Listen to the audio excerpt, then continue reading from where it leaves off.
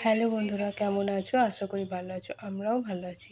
আমার আজকের এই ব্লগটা যে যেখান থেকে দেখছো, আশা করব সকল বন্ধুই খুব ভালো আছো ও সুস্থ আছো। আমরাও সুস্থ আছি। আমি আবারও চলে এসেছি নতুন একটা দিনে, নতুন সকালে, নতুন একটা ব্লগ নিয়ে তোমাদের কাছে। আশা করি তোমাদের ব্লগটা খুবই ভালো লাগবে। আজকে ব্লগটা আমি খুব সকাল সকালই শুরু করেছি, একদম 5:30 থেকে হবে, কারণ আজকে তাড়াতাড়ি উঠে সংসারের সমস্ত বাসি কাজগুলো আগেই করে নিয়েছি। কারণ আমি আজকে একটু ব্যায়াম করব। অনেক দিন হলো ব্যায়ামটা কিছুতেই করা হচ্ছে না, কারণ সংসারের কাজে নিজেকে টাইম দেওয়ার আর সময়ই হয় না। কিন্তু আজকে সকাল সকাল ঘুম ভেঙে যায়, ভাবলাম একটু নিজেকে সময় দিই। তাই দেখো, আমি সকাল সকাল একটু রেডি হয়ে নিচ্ছি ব্যায়াম করব বলে। এদিকে ছেলেও উঠে পড়েছে। ছেলে যদি ঘুমাতো তাহলে কিন্তু আমার একটু সহজ হতো ব্যায়াম করা, কিন্তু সেটা আর হলো না। আমি ঘুমিয়ে ওঠার সঙ্গে সঙ্গে ও ঘুম থেকে উঠে পড়েছে।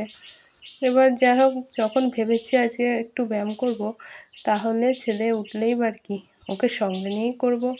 ও ও আমার সাথী আর আমি হচ্ছি ওর সাথী। এই যে একটু লাফালাফি শুরু করলাম। কিন্তু জানো, আমি কোনোদিন কিন্তু ব্যায়াম শিখিনি। বিয়ের আগে একটু আধটু করতাম, বেশ নিজেকে ফ্রেশ লাগতো। সেই যা শেখা সেই শিখেছি।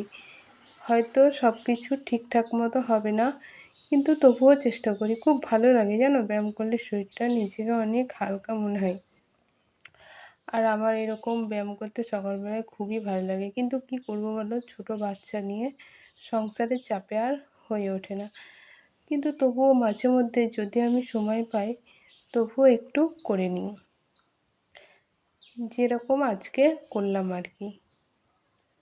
সিজার হওয়ার পর আমার কোমরে খুব ব্যথা করে।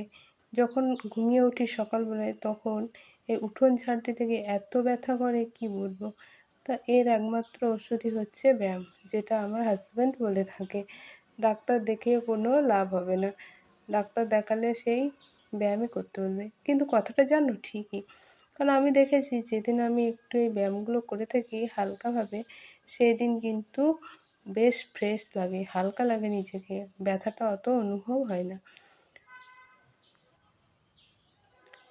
এই যে একটু শরীরটাকে টান টান করে নিলাম।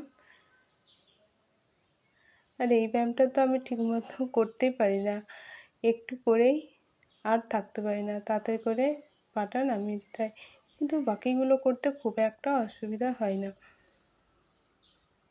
ছেলে বারবার কাছে চলে আসায় ঠিকমতো করতে পারছিলাম না।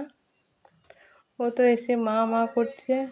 ও ভাবে মা আবার এইসব কী করছে, ও হয়তো ভয় পেয়ে যায়, সেই জন্য আমাকে বারবার ডাকতেই থাকে আর নড়াতেই থাকে যে মা মা করে। যাই হোক, ওকে সঙ্গে নিয়েই অল্প কিছু ব্যায়াম করলাম।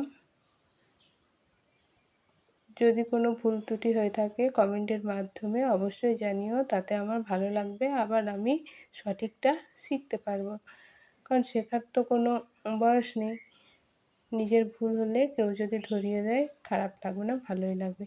আর এই যে এদিকে দেখো, ব্যায়াম ট্যায়াম করে আমি চলে এসেছি নিজের কাজে, সংসারের যা কাজ তাতে।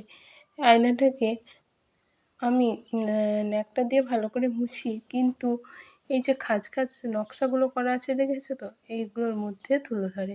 তাই আমি একটা রং করা ব্রাশ নিয়ে নিয়েছি, ওইগুলোকে একটু ঝেড়ে নিচ্ছি, যাতে ওইগুলো আর ধুলো, জমা ধুলোগুলো বেরিয়ে পড়ে।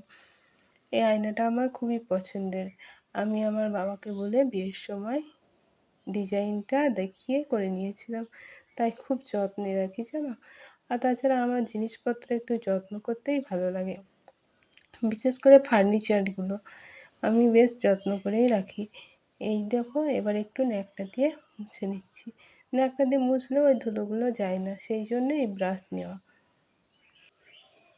এই যে এবার আমি চলে এসেছি শোকেসের এই উপরটা মুছতে। এখানে দুটো ফটো রয়েছে, ওগুলোকে একটু মুছে নিয়ে ন্যাকড়াটা একটু ঝেড়ে নিলাম। ঝেড়ে আবার ঠিকঠাকভাবে পেতে দেব। এই যে সুন্দরভাবে আবার পেতে দিলাম। আবার ছবি দুটো আগের মতো ঠিক জায়গাতেই রেখে দিলাম।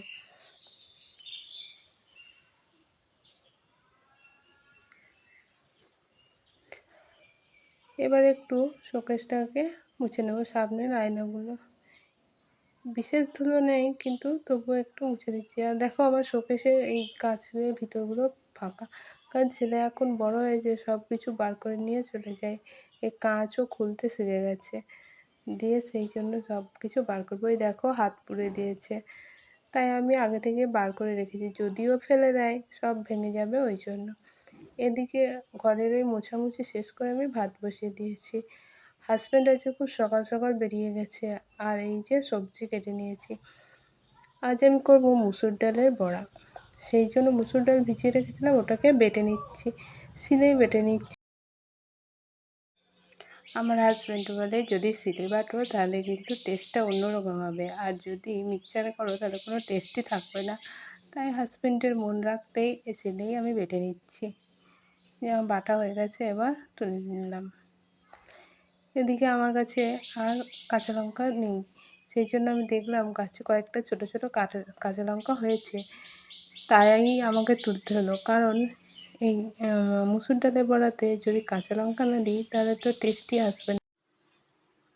এই যে আমি ডাল বাটার মধ্যে পেঁয়াজ, কাঁচা লঙ্কা আর তারপরে লবণ হলুদ দিয়ে মাখিয়ে নিই।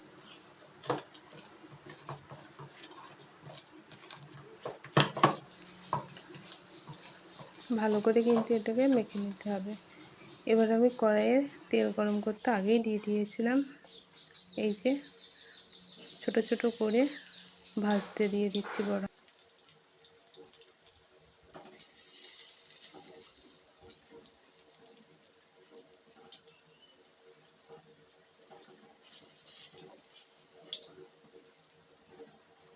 এই যে ভাজা হচ্ছে,